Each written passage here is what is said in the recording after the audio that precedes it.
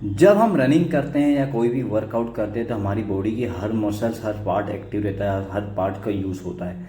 उसमें मेनली आती है आपकी जो सबसे ज़्यादा इंपॉर्टेंट, जिसको जो इग्नोर किया जाता है, वो है आपकी कोर।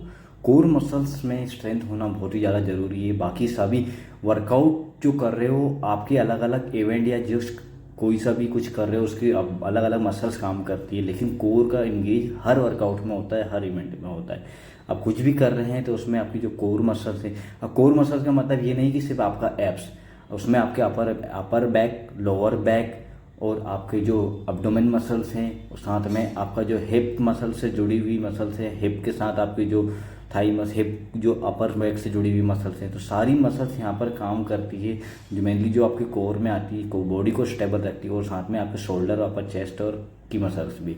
तो उसके लिए मैं कुछ एक्सरसाइज बता रहा हूँ आपको यहाँ पर बॉल पर।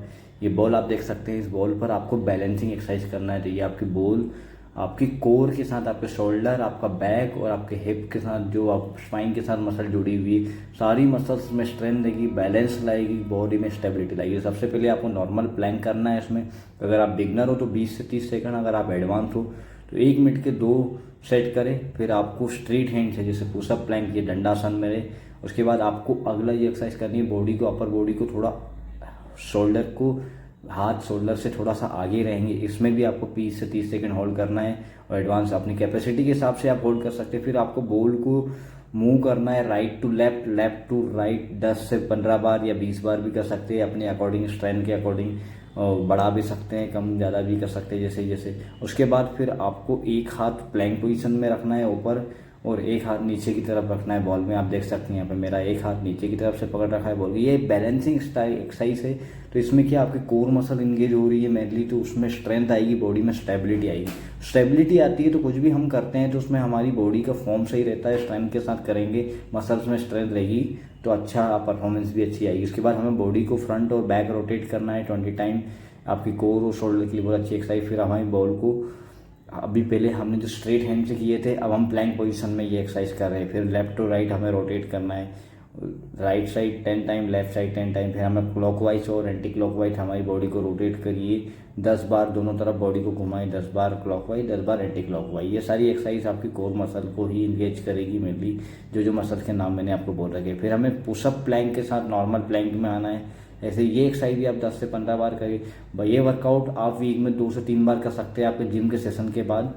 अब हमारी जो मेनली कोर, अब हमारी लोअर बॉडी की कोर भी यहाँ पर आ गई, जैसे आपकी हिप मसल्स के साथ जो लोअर एब्डोमेन है वो भी इंगेज हो रहा है, यहाँ पर शोल्डर भी। तो ये एक्सरसाइज भी आप 15 से 20 बार कर सकते हैं एक पैर से, और जो अगली एक्सरसाइज है वो 20 बार करें।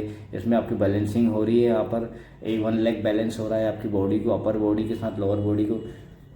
अपर बॉडी और लोअर बॉडी का कोऑर्डिनेशन होना भी बहुत ज़्यादा जरूरी है। कई बार क्या होता है, किसी की अपर बॉडी में स्ट्रेंथ रहती है, लोअर बॉडी में नहीं, तो दोनों को एक साथ एंगेज करके वर्क करेंगे तो ज़्यादा बेनिफिट मिलेगा। फिर हमें बॉल पर पैर रख के हमारी कोर को इंगेज करके रोटेट करना है लेफ्ट टू राइट, फिर फ्रंट। ये अभी आपकी अब्डोमेन मसल्स के लिए बहुत अच्छी एक्सरसाइज है। साथ में आपके शोल्डर में भी स्ट्रेंथ बनेगी, क्योंकि आप पूरा वेट आपका लोअर बॉडी की बजाय अपर बॉडी पे। फिर आपको पूरी बॉडी को रोटेट करके यहाँ पर देख सकते हैं ये वाली एक्सरसाइज करना है। इसके साथ भी आपकी बॉडी बैलेंस बनेगी, क्योंकि बॉल पे बैलेंस बनाना ये दिखने में आसान एक्सरसाइज लग रही है, आप करके दिखेंगे तब आपको समझ में आएगा कि इसमें क्या है। फिर आपको एक लेग से बैलेंस करना है 20 से 30 सेकेंड। फिर हम उसमें लेग चेंज करके करेंगे, एक लेग से 5 से 10 बार हम करेंगे, 20 से 30 सेकंड के ड्यूरेशन में करेंगे। अगर आप ड्यूरेशन ज़्यादा रख रहे हो तो कम बार कर सकते हैं। फिर हमें लेग को फ्रंट हमारी हाथ तक लेके आना है, अल्टरनेट लेग के 10 से 20 बार। ये एक्सरसाइज भी 2 सेट में आपको करना है, पहले राइट लेग फिर लेफ्ट लेग। फिर हमें बॉडी को, बॉल को नी रखकर 90 डिग्री रख के रोटेट करना है राइट टू लेफ्ट। जैसे पहले हमने हाथ से किया था वैसे ही हम अब लोअर बॉडी से कर रहे हैं। उसके बाद आपको इन्वर्स प्लैंक करना है, जो कोनी पर। ये बहुत ही मुश्किल प्लैंक है, दिखने में आसान है, लेकिन अगर आप कर सकते हो तो बहुत अच्छा प्लैंक है। उसके बाद हम लाइन डाउन करके लेग रेस्ट करने वाली सारी एक्सरसाइज करेंगे, लेग के साथ अपर बॉडी भी होल्ड करके रखेंगे तो बेनिफिट आपको डबल मिलेगा। फिर आपको दोनों पैर और दोनों हाथ एक साथ उठाना है बॉल के साथ, इसका बेनिफिट और ज़्यादा मिल जाता है। फिर हमें नी फोल्ड करके पेट तक नी को टच करना है 10 से 20 बार बॉल से, बॉल को बीच में होल्ड करके रखना है। फिर हमें बॉल को रोटेट करना है क्लॉकवाइज और एंटी क्लॉकवाइज 10 टाइम, दोनों तरफ हमें रोटेट करना है बॉल को।